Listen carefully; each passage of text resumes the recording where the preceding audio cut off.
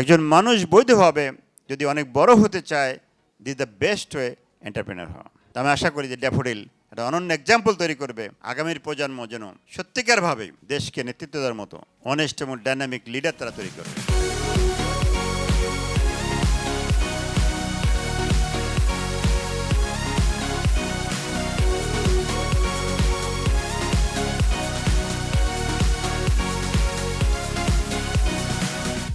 শুভ সকাল, আসসালামু আলাইকুম রহমতুল্লাহ। আমি ধন্যবাদ জানাই যে সুন্দর একটা আয়োজনে আজকে সুযোগ করে দেওয়া হয়েছে আমাদের পরবর্তী প্রজন্মের সাথে সরাসরি মুখোমুখি হওয়ার সুযোগ আমার হয়েছে। এখানে আলোচনার বিষয় হচ্ছে গুড ফুড, তাই না? সেই গুড ফুডটা বলা হয়েছে যে পোস্ট হারভেস্ট, মানে হারভেস্টিংয়ের পর থেকে, তার মানে এটা আসলে অনেকটা অর্ধেক বলা হয়েছে। গুড ফুড হবে সিড টু সিড, বীজ বপন থেকে আবার বীজ বপন পর্যন্ত টোটাল পিরিয়ডটাকে আমাকে যদি মেনটেন করতে পারি, তাহলে আমরা গুড ফুড এদেশের জনগণের জন্য ন্যাশনালি গ্লোবালি ইনশিওর করতে পারবো। শুধুমাত্র পোস্ট হারভেস্ট দিয়ে এটা ইনশিওর করা যাবে না গুড ফুড। আজকে ফুড চেনে অনেক কিছু ঢুকছে। আজকের ফার্মাররা যে পরিমাণ ক্রপ প্রোটেকশনের জন্য insecticide, pesticide, herbicide, chemical fertiliser যে পরিমাণ ইউজ করে, তো সেটা পোস্ট হারভেস্ট প্রসেসিং দিয়ে কোনোভাবেই মানে গুড ফুড তৈরি করা সম্ভব না। আমি প্রসেসিং যতই চেষ্টা করি, কারণ ওরা তো অলরেডি ফুড চেনে ঢুকে গেছি, যে ইনসেকটিসাইড, পেস্টিসাইড, আর ফার্মাররা তো ইচ্ছা করে দেয় যত পারে, কারণ সে চায় না তার ফসলে একটা পোকাও থাকুক। আমরা যে অর্গানিক ফার্টিলাইজার দেই, অর্গানিক কেমিক্যাল দেই, সেটা কোনো ক্ষতি হবে না। কিন্তু ইনঅর্গানিক সোর্স থেকে, যেমন ইউরিয়া, পটাশ, যে সার আছে না, এটা দিলেও কিন্তু এটা অর্গানিক হবে না। আমাদের অনেকেরই ধারণা নাই, সমানে ইউরিয়া দিচ্ছে আর বলছে অর্গানিক ফুড। এবং যারা অর্গানিক বলে মার্কেটিং করতে বেশি দাম দিয়ে, তার ম্যাক্সিমামই কিন্তু ফেক। আপনি যদি অর্গানিক বলেন, তাহলে আপনি কিছু দিতে পারবেন না, কোনো ইনঅর্গানিক দিতে পারবেন না। হ্যাঁ, আপনি জৈব সার দিতে পারবেন না। বাংলাদেশটা হচ্ছে আল্লাহর পক্ষ থেকে একটা গড গিফটেড নিয়ামত। এই ভূখণ্ডে সব কিছুই ভালো এবং সবই হচ্ছে হাইলি প্রোডাক্টিভ।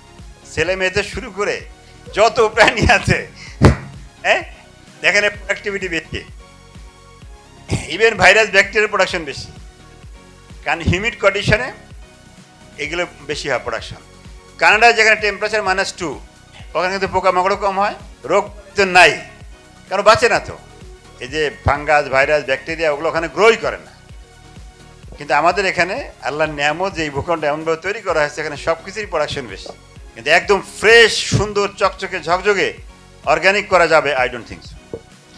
এটা করা যাবে আর একটা জায়গায়, সেটা হচ্ছে গ্রিন হাউস।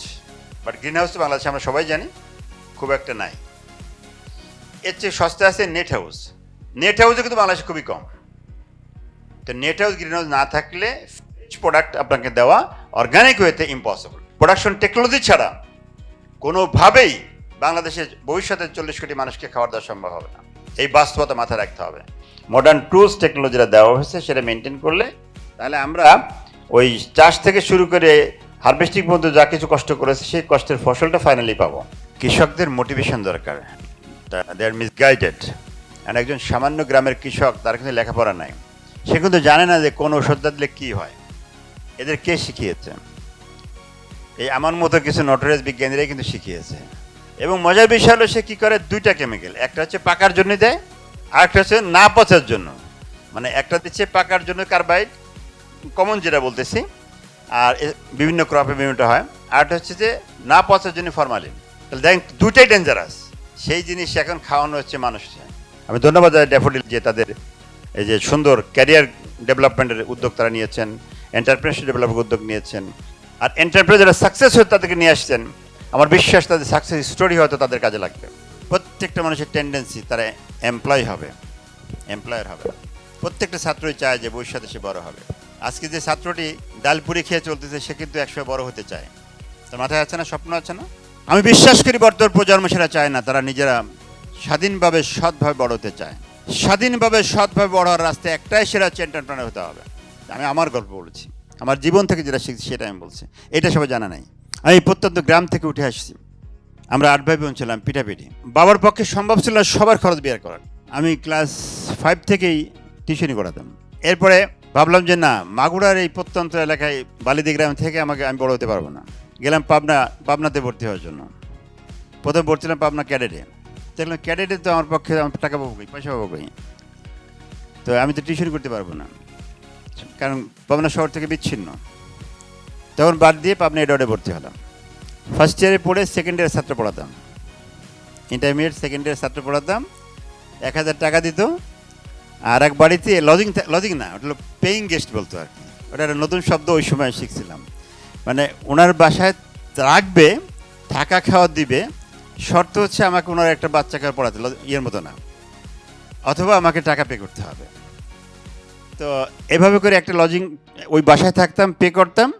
আর হচ্ছে আর একটা সেকেন্ড ইয়ারে যে ছাত্র ছিল তাকে পড়াতাম, আমি তখন ফার্স্ট ইয়ারে পড়ি। পরীক্ষা শেষ, ভাবলাম যে না, পাবনা থেকে তার বড় হওয়া যাবে না, ঢাকা যেতে হবে। ঢাকায় রওনা হলাম। আমার কাছে টাকা নেই, গাবতলী নামছি, আমি জানি না কোথায় যাব, আমার কিচ্ছু জানে না। তো পাবনার যে ছাত্রকে আমি পড়াতাম, আমি পরে ইঞ্জিনিয়ার হয়েছিল, মারা গেছেন, ফজলুর রহমান করিম টুকু। সে আমাকে একটা অ্যাড্রেস দিছিল যে ওই তাজমহল রোডের এই অ্যাড্রেসে তার এক ফ্রেন্ড আছে, ওখানে গেলে একটা আশ্রয় পাওয়ার সম্ভাবনা আছে। তো তারপরে যাই একটু থাকার জায়গা হলো। তো এভাবে করে ঢাকা আসলাম, তারপরে পড়াশোনা শুরু হলো। তা আমি এটা বলছি এই জন্য যে কারো বেড়ে ওঠার জন্য টাকা কোনো শর্ত আমার কাছে মনে হয় না, পয়সা কোনো বিষয় মনে হয় না। মানুষ যদি ইচ্ছা শক্তি থাকে, বড় হওয়ার চিন্তা থাকে, তাহলে তারা বড় হতে পারে। আমি আমার জীবনে লং হিস্টোরি বলছি না, ছোট্ট একটা অধ্যায় বললাম, ছোট্ট একটা চ্যাপ্টার বললাম যে আমরা এইভাবে কষ্ট করে। আমি আবার আমার অতীত বলতে কখনো কিন্তু হেসিটেট করি না যে এখন ডক্টর আলী আফজাল অনেক বড় বিজ্ঞানী, বড় শিল্পপতি, এইসব অতীত কাহিনী বলবে, আমি এটাকে কখনো হেসিটেট করি না। কারণ আমি এটা বোঝাতে চাচ্ছি যে মানুষের বড় হওয়ার জন্য টাকা অন্তরায়, পয়সা অন্তরায়, এটা আমার কাছে মনে হয়নি কখনো। আমার এই গল্প বলার উদ্দেশ্য এটা নয় আমাকে জাহির করা, সেটা হচ্ছে একজন মানুষ বৈধভাবে যদি অনেক বড় হতে চায়, this the best way entrepreneur হওয়া, উদ্যোক্তা হতে হবে। উদ্যোক্তা হলে নিজের কর্মসংস্থান হবে, আরও শত শত মানুষের কর্মস্থান হবে। তো সেই জন্য আমি বলবো যে আমাদেরকে উদ্যোক্তা হতে হবে। সেটা যদি আমরা হতে পারি, নিজের জন্য, দেশের জন্য আমরা অনেক কিছু করতে পারবো। আমি বিশ্বাস করি এটা, আমার জীবন থেকে এটা আমরা শিখেছি। আমি এই জন্য আমার প্রিয় ছাত্রছাত্রী যারা আছেন এখানে, তাদেরকে বলবো যে জীবনটাকে এখন থেকে সিদ্ধান্ত নিতে হবে, আমি ভবিষ্যতে কী করব। ছেলে মেয়ে ডাজ নট ম্যাটার। অসংখ্য মেয়েরা এখন এন্টারপ্রেনার হয়েছে, উদ্যোক্তা হয়েছে, অসংখ্য।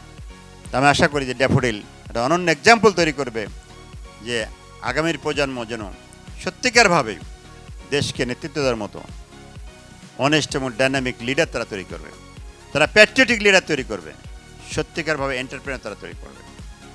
আমি এই প্রত্যাশা রাখছি। সবাই ভালো থাকবেন। আল্লাহ হাফেজ। Thank you very much.